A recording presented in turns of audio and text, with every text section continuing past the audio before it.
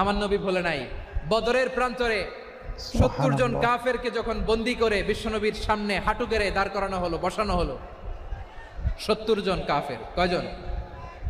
বিশ্বনবী তাদের দিকে তাকিয়ে বললেন, সহিহ বুখারীর বর্ণনা, লাউ কানাল মুতঈম ইবনে আদি হাইয়ান সুম্মা কাল্লামানি হাউলাই নাতনা লা তারাকতুহুম লাহু।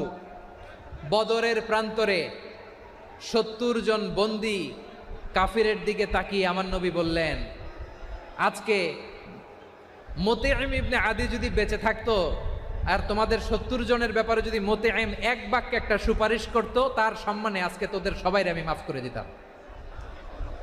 সুবহানাল্লাহ নাই? ওই যে চিল্লাচিল্লি যে কথা বোঝে নাই, কোন জিনিস মিস করছে ওরা নিজেরাও বোঝে নাই। বিশ্বনবী মুতঈমের এই সাহায্যের কথা বলে নাই। 70 জন মুশরিক হাঁটু গেড়ে বসা, নবী চাইলে এখনই এক্সিকিউশন অর্ডার দিতে পারে।